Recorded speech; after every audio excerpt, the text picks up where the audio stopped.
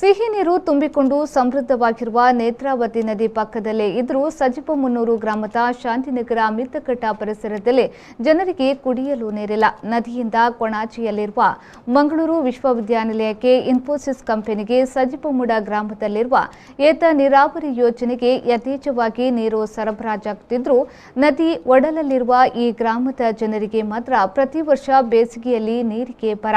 ಕಳೆದ 4 ದಿನಗಳಿಂದ ಕುಡಿಯಲು ನೀರಿಲ್ಲದೆ ಪರಿತಪಿಸಿದ ಗ್ರಾಮದ ಮಹಿಳೆಯರು ಪಂಚಾಯಿತಿಗೆ ಮುತ್ತಿಗೆ ಹಾಕಿ ತಮ್ಮ ಆಕ್ರೋಶವನ್ನು ವ್ಯಕ್ತಪಡಿಸಿದರು. ಕೊಣಾಜಿಯಲ್ಲಿರುವ ಮಂಗಳೂರು ವಿಶ್ವವಿದ್ಯಾನಿಲಯಕ್ಕೆ ಇನ್ಫೋಸಿಸ್ ಸಂಸ್ಥೆಗೆ ಏತ ನೀರಾವರಿ ಯೋಜನೆಗೆ ಸಜಿಪಮುನ್ನೂರು ಗ್ರಾಮದ ಮಡಿವಾಳ ಪಡ್ಪುವಿನಿಂದ ನೀರು ಪೂರೈಕೆಯಾಗುತ್ತಿದೆ. ಇದರ ಪೈಪ್ಲೈನ್ ಸಜಿಪಮುನ್ನೂರು ಗ್ರಾಮದ ಶಾಂತಿನಗರ ಮಿತ್ತಕಟ್ಟದ ಮೂಲಕ ಹಾದು ಹೋಗಿದೆ. ರಸ್ತೆಯ ಇಕ್ಕೆಲಗಳಲ್ಲಿ ಪೈಪ್ಲೈನ್ ಹಾದು ಹೋಗಿರುವುದರಿಂದ ಪಂಚಾಯಿತಿಯ ಕುಡಿಯುವ ನೀರು ಸರಬರಾಜಾಗುವ ಪೈಪ್ಲೈನ್ಗೆ ಹೊಂಡ ತೋಡಲು ಸಾಧ್ಯವಾಗದೆ ಬಹುತೇಕ ಕಡೆಗಳಲ್ಲಿ ಪೈಪುಗಳು ಮೇಲ್ಭಾಗದಲ್ಲೇ ಇದೆ. ಇದು ಪದೇ ಪದೇ ಒಡೆದು ಹೋಗುತ್ತಿರುವುದರಿಂದ ಜನರಿಗೆ ನೀರು ಪೂರೈಕೆಯಲ್ಲಿ ವ್ಯತ್ಯಯವಾಗುತ್ತಿದೆ. ಇನ್ನು ಗ್ರಾಮದಲ್ಲಿರುವ ಬೋರ್ವೆಲ್ನ ನೀರು ವಾರ್ಡ್ನ ಎಲ್ಲಾ ಮನೆಗಳಿಗೂ ಸಾಕಾಗುತ್ತಿಲ್ಲ. ನದಿ ತೀರದಲ್ಲಿರುವ ಬೋರ್ವೆಲ್ನಿಂದ ಇಷ್ಟು ದೂರಕ್ಕೆ ಸರಾಗವಾಗಿ ನೀರು ಸರಬರಾಜಾಗದೆ ನೀರಿನ ಸಮಸ್ಯೆ ಕಂಡುಬರುತ್ತಿದೆ. ಶಾಂತಿನಗರದ ಮೂಲಕ ಬೇರೆ 3 ಯೋಜನೆಗಳಿಗೆ ನೀರು ಸರಬರಾಜಾಗುತ್ತಿದ್ದರೂ ಗ್ರಾಮಸ್ಥರಿಗೆ ಕುಡಿಯುವ ನೀರು ಪಡೆಯುವ ಅವಕಾಶವನ್ನು ತಮ್ಮ ಪೈಪ್ಲೈನ್ ಮೂಲಕ ಮಂಗಳೂರು ವಿಶ್ವವಿದ್ಯಾನಿಲಯವಾಗಲಿ ಇನ್ಫೋಸಿಸ್ ಸಂಸ್ಥೆ ನೀಡುತ್ತಿದ್ದರೆ ಇಲ್ಲಿನ ಜನರಿಗೆ ನೀರು ಸಮಸ್ಯೆಯೇ ಎದುರಾಗುತ್ತಿರಲಿಲ್ಲ ಎನ್ನುವುದು ಸ್ಥಳೀಯರ ಅಭಿಪ್ರಾಯ.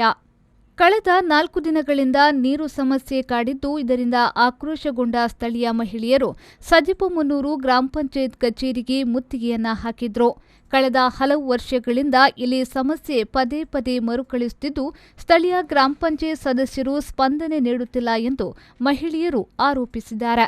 ನೀರಿನ ಸಮಸ್ಯೆಯನ್ನ ಬಗೆಹರಿಸುವ ಭರವಸೆಯನ್ನ ಪಂಚಾಯತ್ ಪಿಡಿಒ ನೀಡಿದ ಬಳಿಕ ಪ್ರತಿಭಟನೆ ಅಂತ್ಯಗೊಂಡಿತು. ಅದರಲ್ಲಿ 1,27,000 ಆ ಬಾವಿಯಿಂದ ನಿಮ್ಮ ಏರಿಯಾಕ್ಕೆ ನೀರು ಬರಲಿಕ್ಕೆ ನಾವು ಅನುದಾನವನ್ನು ಇಟ್ಟಿದ್ದೀವಿ. ಇವಾಗ ಅದು ಕ್ರಿಯೋಜನೆ ತಾಲೂಕಿಗೆ ಹೋಗಲಿಕ್ಕೆ ರೆಡಿ ಆಗ್ತಾ ಉಂಟು. ಹೋಗಲಿಲ್ಲ, ಇನ್ನೂ ಹೋಗಬೇಕು. ಯಾಕಂದರೆ ಅದರದ್ದೇ ಆದ ಪ್ರೊಸೀಜರ್ ಇದೆ, ಅದನ್ನು ಮಾಡಿ ನಾವು ಕಳಿಸ್ಬೇಕು ತಾಲೂಕಿಗೆ. ಅಲ್ಲಿಂದ ಅದು ಪ್ರಯೋಜನ ಆಗಿ ಬಂದ ಕೂಡಲೇ ಈ ವಾರದಲ್ಲಿ ನಾನು ಅದನ್ನು ಮಾಡಿಸಿ ತಗೊಂಡ್ಬರ್ತೀನಿ. ಈ ವಾರದಲ್ಲಿ ಅಲ್ಲಿ ನಿಮಗೆ ಬಾವಿ ತೋಡುವ ಇವಾಗ ಆ ಕಾಂಟ್ರಾಕ್ಟರ್ ಮಾರ್ಚಿಗೆ ಮಾಡಿದ್ರು ಕೂಡ ಅವರನ್ನು ಕ್ಯಾನ್ಸಲ್ ಮಾಡಿ ಇವಾಗ ಯಾರು ಪ್ರೆಸೆಂಟಲ್ಲಿ ಕೂಡಲೇ ಯಾರು ಬಾವಿ ಮಾಡಲಿಕ್ಕೆ ರೆಡಿ ಇದ್ದಾರೆ ಅಂಥ ಕಾಂಟ್ರಾಕ್ಟರಿಗೆ ನಾವು ಮಾತಾಡಿ ಕೊಡ್ತೀವಿ. ಯಾಕಂದರೆ ಒಬ್ಬ ಕಾಂಟ್ರಾಕ್ಟರನ್ನೇ ಕಾಯ್ಕೊಂಡಿರ್ಲಿಕ್ಕೆ ಆಗಲ್ಲ. ಯಾಕಂದರೆ ಜನರ ಸಮಸ್ಯೆ ಇಷ್ಟು ದೊಡ್ಡದಿರುವಾಗ ಅವ್ರು ಮಾರ್ಚಲ್ಲಿ ಮಾಡ್ತಾರೆ ಅಂತ ಹೇಳಿದರೆ ನಾನು ಸದಸ್ಯರನ್ನು ಮನವೊಲಿಸಿ ಯಾರಿಗೆ ಅವರು ಹೇಳಿದ್ದಾರೆ ಆ ಕಾಂಟ್ರಾಕ್ಟರಿಂದ ಕೆಲಸ ತೆಗೆಸಿ ಬೇರೆಯವರಿಗೆ ಕೊಡುವ. ಆದಷ್ಟು ಬೇಗ ಯಾರು ಎಬಿಲಿಟಿ ಇದ್ದಾರೆ ಅಂದರೆ ಇವಾಗ ನೀರು ಮೇಲಿನ ಹಂತದಲ್ಲಿ ನೀರು ಬರುತ್ತೆ ಅಂತೇಳಿ ಅವರು ಮಾರ್ಚ್ವರೆಗೆ ಕಾಯಿದೆ. ಯಾಕಂದರೆ ಪಂಪ್ ಹಾಕಿ ತೆಗೆದು ಬಾವಿ ತೋಡುವಂಥ ವ್ಯವಸ್ಥೆ ಇರುವಂಥ ಕಾಂಟ್ರಾಕ್ಟ್ನವರು ಇರ್ಬೋದು. ಬಾವಿ ತೋಡುವುದರಲ್ಲಿ ಎಕ್ಸ್ಪೀರಿಯನ್ಸ್ ಇರುವ ಕಾಂಟ್ರಾಕ್ಟರ್ ಇದ್ದಾರೆ ನಮ್ಮ ಗ್ರಾಮದಲ್ಲಿ, ಅವರಿಗೆ ಕೊಡುವ ಕೆಲಸವನ್ನು. ಮತ್ತು ಇನ್ನು ಇವಾಗ 2 ಕಡೆಯಿಂದ ನೀರು ಬರ್ತಾ ಇದೆ. ಅಂದರೆ ಇವಾಗ ಫಾಸ್ಟ್ ನಾನಿಲ್ಲಿ ಬಂದ ಮೇಲೆ ಅವರು ದಾಮೋಸ್ ಅವರಲ್ಲಿ ಕೇಳಿದೆ, ನಮ್ಮ ರೋಹಿಣಿ ಅವರದ್ದು ಕಂಪ್ಲೇಂಟ್ ಇತ್ತು. ಅಂದರೆ ನನ್ನ ಮನೆಯ ಸ್ಲ್ಯಾಬಿಗೆ ನೀರು ಹತ್ತುವುದಿಲ್ಲ, ನನಗೆ ಕಷ್ಟ ಆಗ್ತಾ ಇದೆ ಅಂತೇಳಿ. ಅಂದರೆ ಸ್ಲ್ಯಾಬಿಗೆ ನೀರು ಹತ್ತಿಸುವ ಇದು ನಮಗೆ ಬರುವುದಿಲ್ಲ, ನಮಗೆ ಮನೆಯ ಅಂಗಳಕ್ಕೆ ನೀರು ತಂದು ಕೊಡ್ಬೋದು ಅಷ್ಟೇ. ಅಲ್ಲ, ಕಳೆದ ಹಲವಾರು ಸಮಯಗಳಿಂದ ನೀರಿನ ಸಮಸ್ಯೆ ಇದ್ರೂ ಕೂಡ ಓರ್ವ ಸದಸ್ಯ ಮಾತ್ರ ನಮ್ಮ ಸಮಸ್ಯೆಗೆ ಸ್ಪಂದಿಸುತ್ತಿದ್ದು, ಉಳಿದ ಸದಸ್ಯರು ಯಾರೂ ಕೂಡ ಗಮನ ಹರಿಸುತ್ತಿಲ್ಲ. ಸಮಸ್ಯೆಗೆ ಶಾಶ್ವತ ಪರಿಹಾರ ಕಲ್ಪಿಸುವಂತೆ ಮನವಿ ಮಾಡಿಕೊಂಡರೂ ಸ್ಪಂದಿಸುತ್ತಿಲ್ಲ ಎಂದು ಸ್ಥಳೀಯರು ಆರೋಪಿಸಿದರು.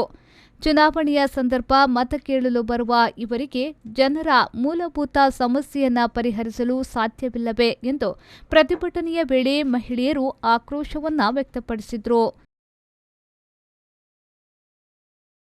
ಸಂದೀಪ್ ಸಾಲ್ಯನ್, ವಿ4 ನ್ಯೂಸ್, ಬಂಟ್ವಾಳ.